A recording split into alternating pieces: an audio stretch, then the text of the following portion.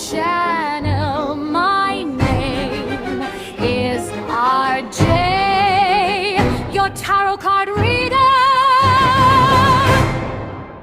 Take what resonates and leave those not for others.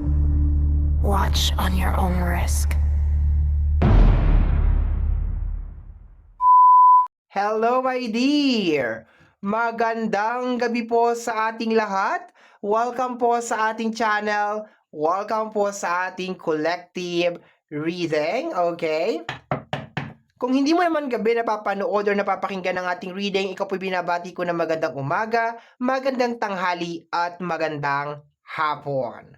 Okay, ang download natin for tonight or message galing sa aking mga spirit guide, actually napakaganda ng energy kasi naka-focus siya sa healing, recovery, okay, progress progress, energy ng mga collective, okay, ang ganda. Pero, I'm also receiving this energy, my dear, na merong mga outside energy na ayaw nila na mangyari sa collective itong healing and transformation na ito. May nasasagap pa nga akong energy ng abundance, my dear. Okay, abundance para sa ating mga collective. Okay. So, ano ang kinakailangan po naming malaman dito sa message na ito? Okay, let me see, my dear. Tingnan natin.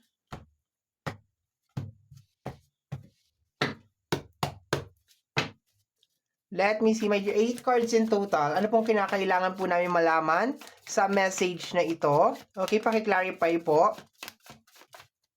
Ano pong kinakailangan namin malaman? We have here the energy of the Five of Wands. Okay. May mga tao talaga, my dear, that they will try to prevent itong transformation na to, my dear, itong healing na to. Kung makikita mo yung Five of Wands, my dear, dalawang ibon na nag-aaway, okay? As in, like, there's a tension over here. And nararamdaman ko sa card na to, na ito, my dear, yung energy ng mga tao galing sa outside, okay? Galing sa labas, na talagang willing talaga sila, my dear, na gumawa ng mga eksena, ng mga gulo, ng mga drama, ng mga tensyon, and so on and so forth, para hindi matuloy itong healing na ito, itong transformation, and even yung abundance, my dear, okay? Clarify po natin ang Five of Wands. Paki-clarify po ang Five of Wands, please. Paki-clarify po. We have here the energy of the Five of Cups. Hoy, I don't like this. I-highlight nila, my dear. Parang, kasi kung makikita mo naman sa Five of Cups, hindi naman lahat ng cups, my dear, ay natapon. 'Di ba? Hindi naman. May dalawang cups ka pa, my dear, sa gilid. Pero ito, my dear, is a toxic energy. This is toxic na energy. This is toxic na toxic na mga tao, my dear, okay? So, you need to stay away, my dear, from people na magre-release ng mga toxic na energy from you, na parang i-highlight nila, my dear, na hindi mo kaya yan, na wala nang magandang mangyayari sa buhay mo, my dear. They will try just to highlight, my dear, yung 3 cups na natapon, my dear. Sasabihin nila, napakarami mo nang na-miss na opportunity, hindi na yan mangyayari, my dear. Or i-highlight lang talaga nila yung katoksikan ng mundo, my dear, yung katoksikan nila, my dear. Ito yung mga tao, my dear, na kahit isama mo sila, my dear, sa journey mo ng healing, kahit sabi mo, halika, sumama ka sa akin, mag-healing tayong dalawa, magre-recover tayong dalawa, lalakbayin natin yung abundance ng magkasama, my dear, they will not come with you.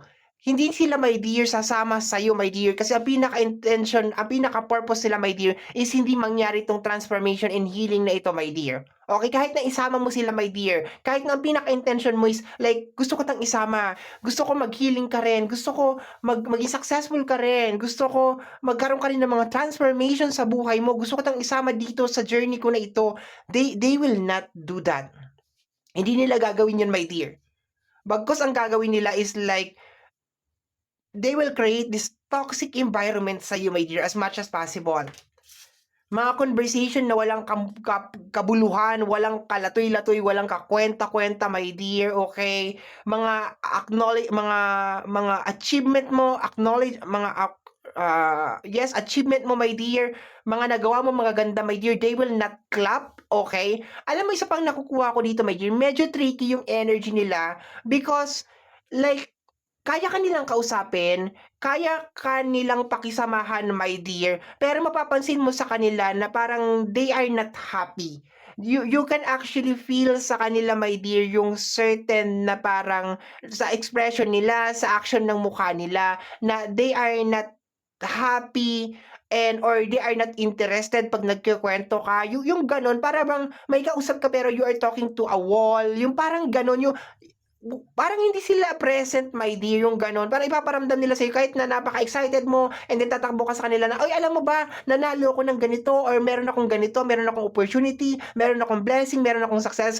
Makikita mo talaga sa kanila, my dear, na parang, "Okey, yun lang? Parang that's all you got? Yun lang ang meron ka?" Yung gano'n. Hindi sila papalakpak sa'yo. They will never be happy, my dear. Kahit sabihin mo, my dear, na gusto mo silang isama or nakakapag-benefit sila, my dear, dun sa kung ano man yun na sabi ko nga, I'm receiving this energy of blessing, my dear, sa'yo, 'no? So, kung meron kang blessing and then mashi-share mo, my dear, sa mga taong ito, makikita mo rin, my dear, na parang after lang sila dun sa blessing na yon or after lang sila sa money na yon, then after that, wala na.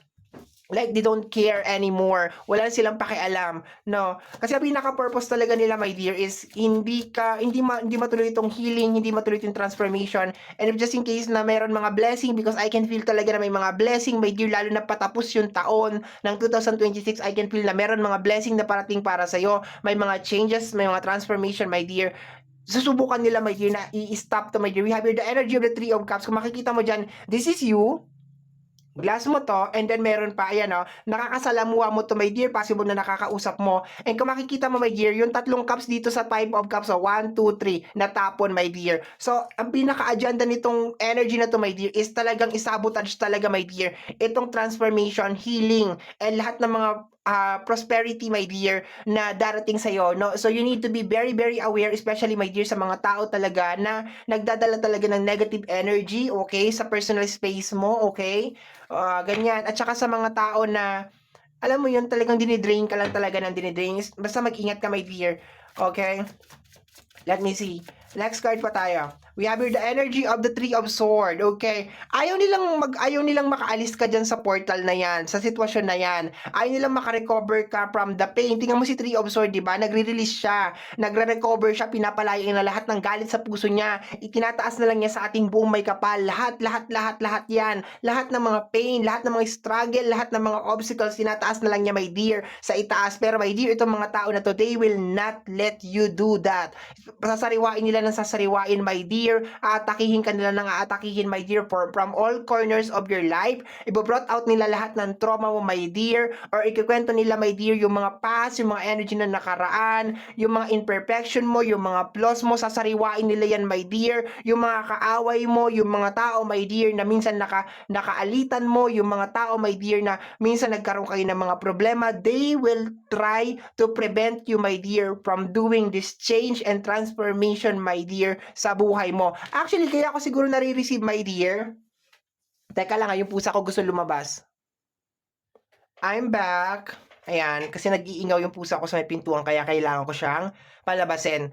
Actually, my dear, kaya nararamdaman ko yung abundance, okay? Yung pera, yung success over here because nagkakaroon ng space sa heart mo, my dear. Magkakaroon ng space sa heart mo. Pero itong mga tao na to, my dear, they don't want you to undergo dito sa changes na to kasi alam nila kung ano yung kasunod dito eh. Alam nila na success, abundance, prosperity ang susunod dito, my dear, kasi magkakaroon ng space sa heart mo. Palalayain mo na itong mga pain, itong mga galit, itong mga nangyari sa iyo na hindi maganda, my dear. You will just let it go and then papaubaya mo sa ating buong may kapal. And they will not let you do that, my dear. Hindi talaga nila, my dear, hahayaan na gawin mo tong changes na to in transformation na ito, okay? And ito yung mga tao, my dear, na nakakasalamuha mo dahil sa energy ng Three of Cups. Okay? These are people, my dear, na nakakasalamuha mo. Tingnan mo, oh. Tatlong babae yan, or tatlong energy. Okay? Ito yung isa. Ito yan. Glass mo yan. Okay? This is your glass. Tapos ito, okay. Ayan, oh. Ayan, teka lang. Oh, ayan, oh, di ba? Kita mo? Oh. Hindi nila hahayaan, my dear, na mangyari ito. And tingnan mo yung mga mata, oh, ang tatalim ng mga mata, oh. Like may natatagong inggit talaga. Okay, yun na nakukuha ko diyan. Okay? Ang Three of Cups maganda naman siya, pero kung titingnan mo kasi yung mga kasama niyang card, ang bibigat. 'Di ba yung mga kasama niya na card, Five of Wands, Five of Cups, okay? Three of Sword, 'di ba? So that is not hindi magagandang mga cards. So parang kina-clarify lang nitong apat na card natin sa table, my dear, yung message na na-receive ko galing sa aking mga spirit guide na yes, meron mga energy sa labas ng area of responsibility ng mga collective na susubukan talaga nila na isabotage talaga o susubukan nilang pigilan, my dear, itong healing and recovery and transformation, my dear, na nangyayari sa mga collective as of this moment. Itong pagle-let go, itong pagpaparaya, itong pagpapalaya ng mga energy, whatever kung ano man ito. Okay, itong pag-move on, pag-move forward, okay? Kasi alam nila na may mga magagandang bagay na mangyayari sa iyo, my dear. Alam nila na pag nangyari to, we have here the energy of the Ace of Pentacles. Di ba? I told you, kanina ko pa ito nararamdaman, my dear. Bago matapos ng taon na to, my dear, there will be a big transformation and nakikita ko talaga, my dear, may pera talagang pumapasok sa mga collective, my dear. Okay? Kasi bakit? Nagka-create ka, my dear, ng positive na energy. You are letting go sa lahat ng mga galit, sa lahat ng mga takot, lahat ng mga negative na energy, stagnant na energy, my dear, na you are letting it go. Okay. And hindi to nagugustuhan ng mga ano dyan, ng mga people around there, okay? Gusto nila nakapokus ka lang talaga dito sa energy ng Five of Cups na ano ba yan, na-miss ko yung opportunity, ano ba yan, pinagkaisa nila ako, ano ba yan, inaaway nila ako, ano ba yan, hindi ako maswerte, ano ba yan, yung mga ganun, gusto nila mag-focus ka lang doon, ano ba yan, inaaway nila ako, pinagkakaisahan nila ako sa energy ng Five of Wands, yung mga ganyan, di ba? So gusto nila mag-focus ka lang na mag-focus doon. And yung negative na energy na yun, kino-consume niya kasi, my dear, yung space ng heart mo. So therefore, itong blessing na nakukuha ko, na nararamdaman ko sa energy ng Ace of Pentacles, hindi siya nakakapasok or nahihirapan siya makapasok, my dear, sa buhay mo. Kasi bakit? Yung iyong heart is may blockage. Okay, there's something akong nakukuha sa bandang heart, my dear, sa paglabas ng ating Three of Swords. Ayan, makikita mo. Pero nararamdaman ko rin, based on the card, na you can actually feel it, na parang it's about time na mag-let go. It's about time na i-release kung ano man tong energy na ito, my dear. It's about time na palayain kung ano man yung nasa puso mo na yan, yung galit na yan, yung puot na yan, whatever it is. Kaso itong mga energy na to, na nakukuha ko, hindi talaga nila hahayaan, my dear, na ikaw ay makapag-let go. At ikaw ay mamuhay ng tahimik, ng matiwasay, at ma-receive mo itong mga abundance, itong mga blessing, my dear, na parating para sa'yo. Okay, let me see. What is this? We have here the energy of the Six of Pentacles. This is energy of giving and sharing. Okay. Based on the energy, my dear, ng card na to, parang gusto nitong mga tao na to na maging very dependable ka lang sa kanila. Yung parang umasa ka lang sa kanila, sa pang-araw-araw mo, sa kakainin mo, yung ipamalimos mo sa kanila, yung mga bagay na, alam mo yun, maging very dependable ka lang talaga sa kanila. Yun ang nakukuha ko dito, my dear. And itong mga tao na to is actually enjoying na marinig ang miserableng nangyayari sa mga buhay mo, yung mga kabiguan mo, yung mga suffering mo, yung mga sorrow mo, my dear. So kung makakaalis ka, my dear, sa ganitong sitwasyon, wala na silang maririnig, okay? And at the same time, mawawalan sila ng access sa'yo, mawawalan sila ng control sa'yo, my dear, okay? So, and pag meron ka na kasing pera, my dear, magkakaroon ka rin ng mas marami pang opportunities, no? Pwede ka magnegosyo, pwede kang makapag-travel sa ibang mundo, pwede ka sa ibang mundo, sa ibang part ng mundo, okay? 'Di ba? Pwede mo ma-travel yung mga 'yan, pwede mong matupad ang mga pangarap mo, my dear. And for some of you, pwedeng makapag-access sa mga deeper knowledge, yung mga knowledge, my dear, na tanging alam mo yun, kinakailangan mo talagang magbayad, kinakailangan mo talagang magbayad ng mga teachers, mga something like that. That's why they don't want you to have the access to the money. Ayaw nila magkaroon ka ng access dito sa money na to, my dear.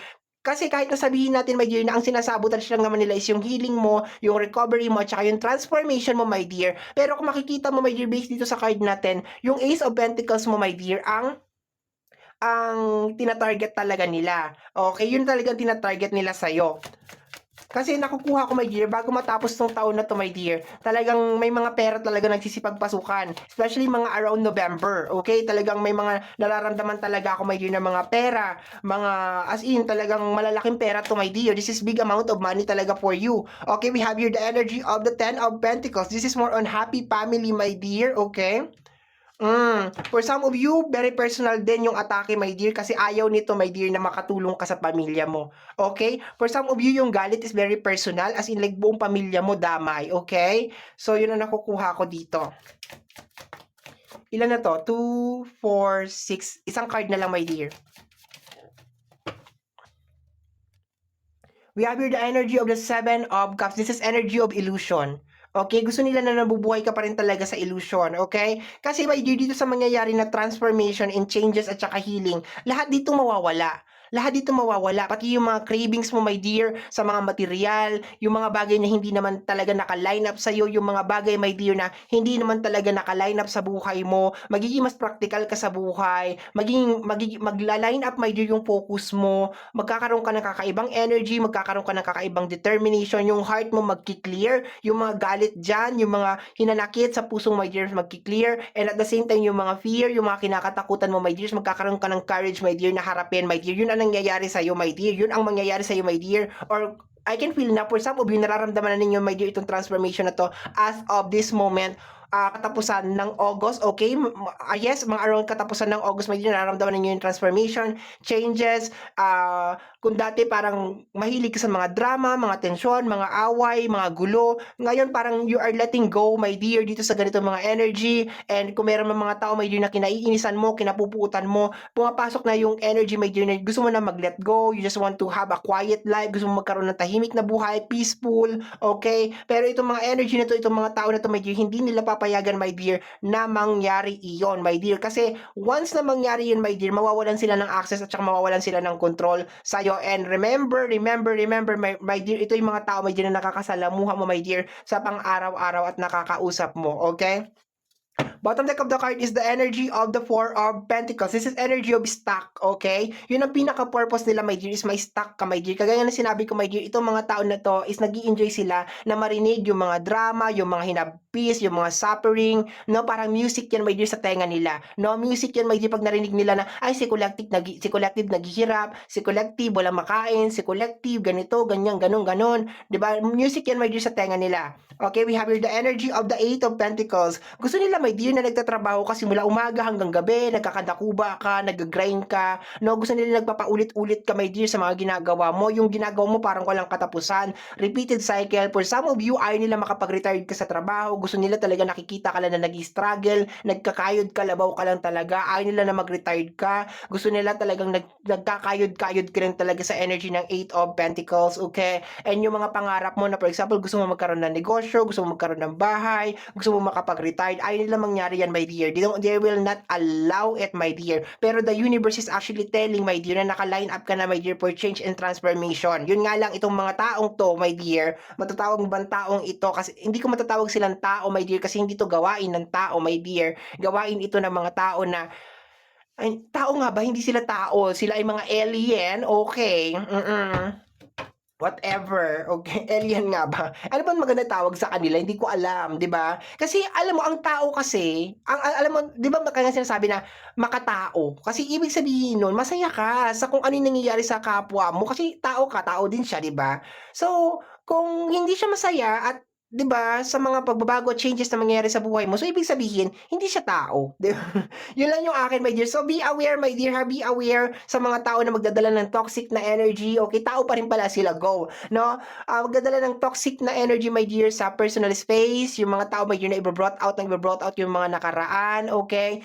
Yung mga tao na nagbo-brought out ng mga kwentuhan na wala namang ka-sense kasi nagpo-promote lang talaga ng mga negative energy sa personal space. Maging aware ka, my dear, sa mga tao na yan, and i-practice mo talaga, my dear, meditation, yoga, prayer, 'di ba, gratitude, okay? And isigaw mo, my dear, like di naman as in like isigaw mo or i-claim mo, my dear, na parang okay, I'm ready na for the change, for the transformation, for the abundance, ready na talaga ako para gabayan ka rin, my dear, ng iyong mga ancestors, ng ating mga angels, and ma-inform, my dear, ang ating buong may kapal na may likha ng langit at lupa that you are already ready talaga, as in like ready, makakuha ka ng mga help, ng mga assistant, my dear, galing sa iyong mga ancestors, galing sa mga angels, okay? And of course, ma-inform mo, my dear, ang ating buong may kapal na protektahan niyo po ako, i-guide niyo po ako kasi talagang ready na po talaga ako na i-receive itong blessing na to at saka itong transformation na to. Protektahan niyo ako from this mga taong ito, okay? Ilayo niyo po sila sa akin as much as possible. Ganon, isama mo sa mga prayer mo, my dear, na i-guide ka talaga dito sa transformation and changes na to, my dear. Kasi ang susunod dito is